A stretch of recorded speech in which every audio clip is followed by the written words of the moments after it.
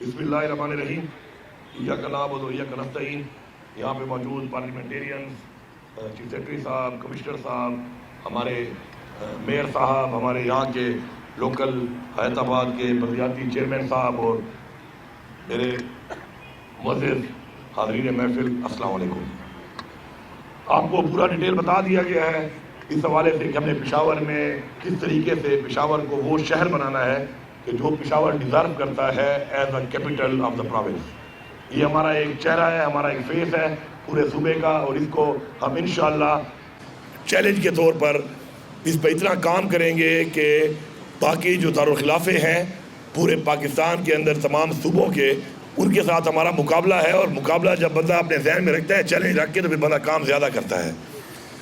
تو انشاءاللہ پشاور کے اندر یہ ہم نے جو کام شروع کیا ہے، یہ جو آپ کا آج یہ اس کا ایک عملی نمونہ ہے.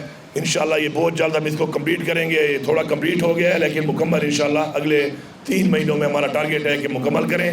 باقی جو مختلف اور ایریاز کے اندر جو ڈیولپمنٹ ہونی ہے، انفراسٹرکچر ہونا ہے، ڈرینیج ہونی ہے، انڈر پاسز بننے ہیں، اس کے اوپر بھی پورا ایک جامع پلان بنا ہے. اور پشاور کو ایک مین فوکس کر کے ہم نے پشاور کو ایک وہ سٹی بنانا ہے کہ پورے پاکستان میں جب دنیا میں پاکستان کا نام اٹھایا جائے، جب پشاور کا نام آئے، تو پھر بتایا جائے کہ یہ دنیا کے ان دارالخلافوں میں ہے جو اپنی خوبصورتی میں، اپنی پہچان میں انشاءاللہ اپنا ایک مقام پیدا کریں.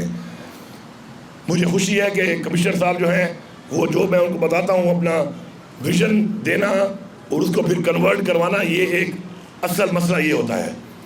ایک ویژن کو اسی طرح گراؤنڈ پہ امپلیمنٹ کروانا ہی پرفارمنس ہے. تو ہماری پورے صوبے کی جتنی ٹیم ہے، جتنے محکمے ہیں، انشاءاللہ جو ہم نے اس وقت کام شروع کیا ہوا ہے، تو وہ سارے کے سارے سمجھ رہے ہیں اس بات کو کہ ہم نے کس ٹریک پہ چل کے پورے صوبے کے تمام اضلاع کو جو بہت پیچھے رہ گئے ان کو اوپر برابری کی بنیاد پہ لانا ہے. اور جو اس وقت باقی حالات کے مطابق تو ٹھیک ہے لیکن ان کو مزید بہتر کرنا ہے، تو اس کے اوپر جو ہماری فوکس ہے کس طریقے سے کرنی ہے. میں یہاں پہ پشاور کی بات کروں گا زیادہ.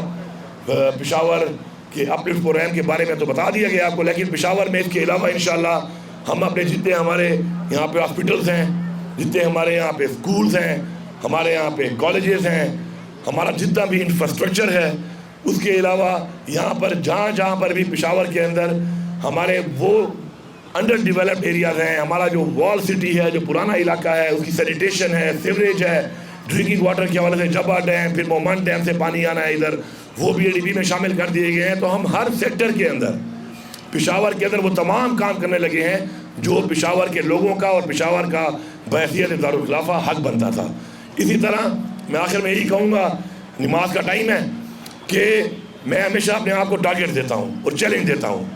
تو میں نے اپنے آپ کو ایک چیلنج اور ٹارگیٹ یہ دیا ہے کہ اس ایک دور میں انشاءاللہ، ایک دور کا نہیں بلکہ پچھلے 3 ادوار کا ہم مقابلہ کریں گے ترقی کے حوالے سے انشاءاللہ، اور اس صوبے کے انشاءاللہ امن و امان کے حوالے سے، اور اس صوبے کو انشاءاللہ اوپر لے جانے کے حوالے سے.